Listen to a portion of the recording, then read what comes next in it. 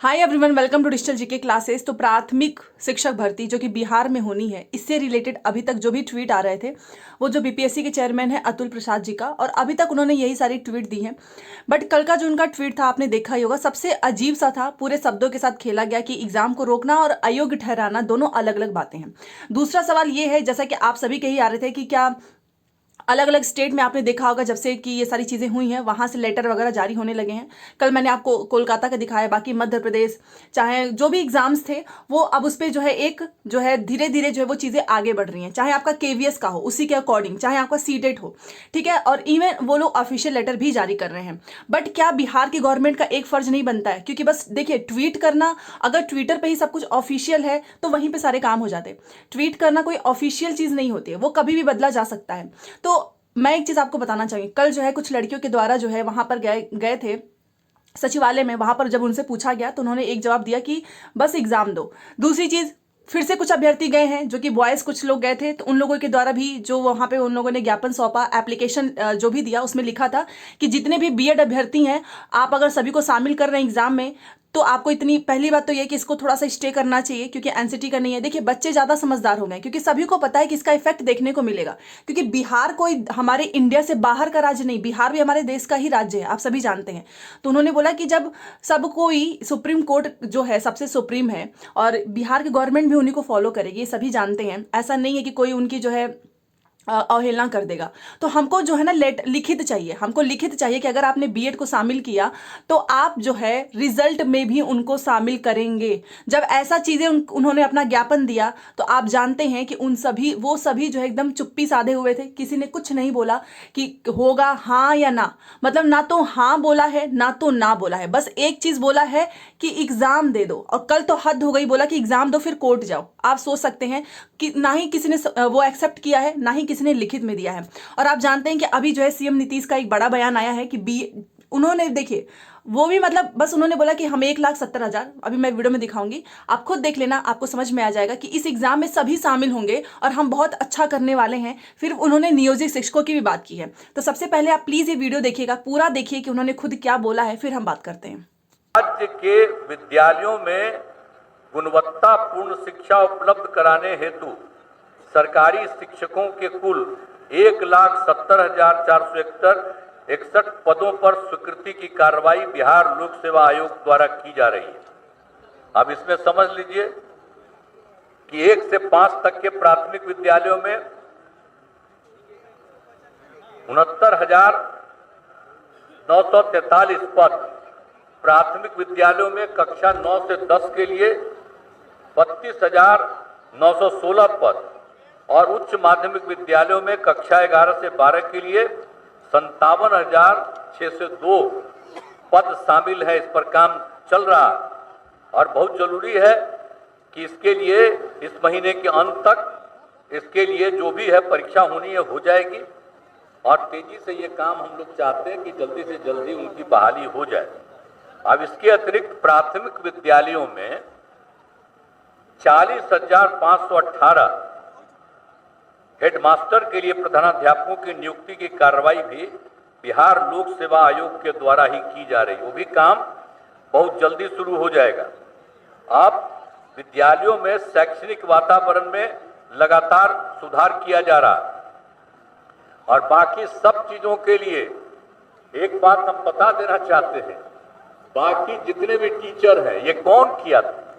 ये हम ही लोग कर दिए थे, इसलिए कि हम बच्चियों को पढ़ाना चाहते थे तो हम ही ने कह दिया था कि पंचायती राज संस्थाओं से, नगर निकायों के माध्यम से बहाली हो जाएगा। अब वो करते थे, बहुत हुआ और उनके लिए सरकार पैसा ही देती है।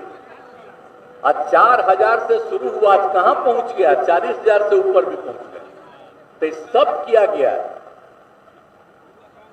आप कई जगह पर कुछ बोलते रहते हैं, हम तो भाई अब कई जगह कुछ लोगों को देखा गया, अब पढ़ाई वढ़ाई ठीक ढंग से कहीं कहीं जब नहीं हुई तो हमने कहा कि सबको देखिए कि काहे नहीं पढ़ा रहा, हम बच्चियों को सब जगह पढ़ाना चाहते हैं।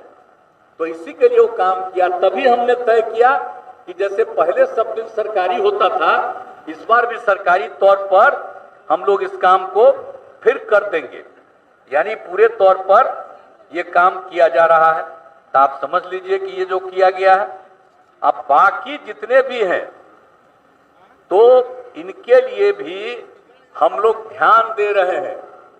अब वो चिंता न करें, आज ही के दिन हम कह देते हैं कि ये बहाली हो जाने दीजिए, और इसके बाद बाकी लोग भी हैं, उनके लिए भी उनके हित में जो काम करने वाले हैं, बेहतर करने के लिए हम लोग कुछ काम कर देंगे कि सब सरकार से जुड़ जाएंगे। ये काम हम लोगों के मन में है, लेकिन पहले ये काम हो जाएगा और इसके बाद बाकी सब लोगों से बात करके, और अभी देखा जा रहा है, और हम सब से आग्रह करते हैं कि पढ़ाइए ठीक से। आज जो पढ़ाएंगे नहीं, और जब गायब रहेंगे तब कार्रवाई होगी। आप पढ़ाए रहिएगा तो सरकारी तौर पर भी आगे हम सोच करके करवाने के बारे में हम लोगों के दिमाग में बात है, वो सब करेंगे। तो इसलिए सब लोग मिल करके और सब जगह बच्चे बच्चियों को पढ़ाइए। ये पढ़ाना कितना जरूरी है।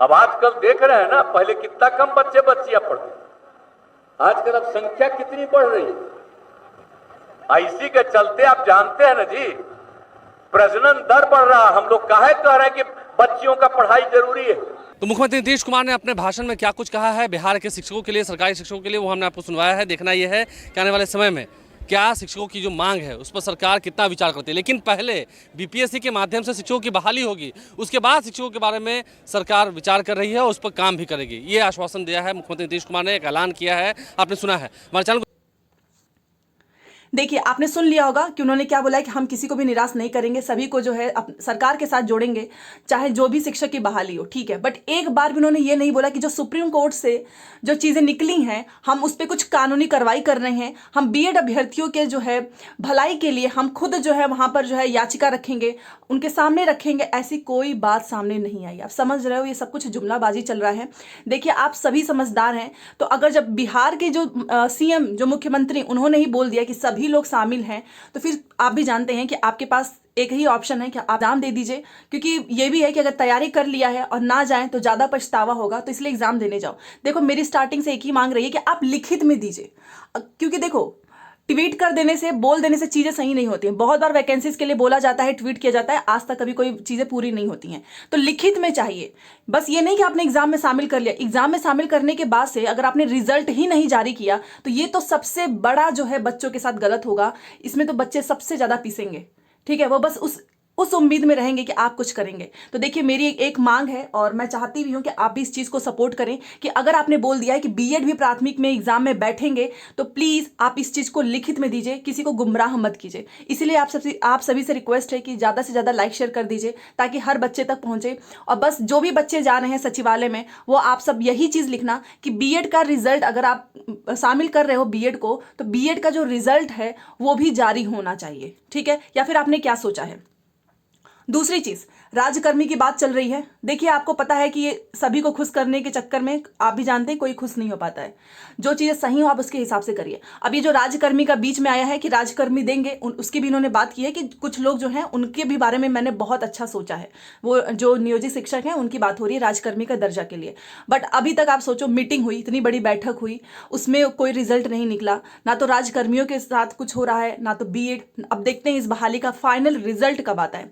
इसीलिए आप सभी से रिक्वेस्ट है कि बस एक मांग करो कि अगर अभी तक आपने कोई स्पष्टीकरण नहीं दिया है सुप्रीम कोर्ट के निर्णय के बारे में, तो आप बस लिखित में दे दीजिए कि ठीक है, आप शामिल कर रहे हैं, तो आप रिजल्ट जो है वो भी जारी करेंगे, और ये हमको लिखित में चाहिए, ठीक है।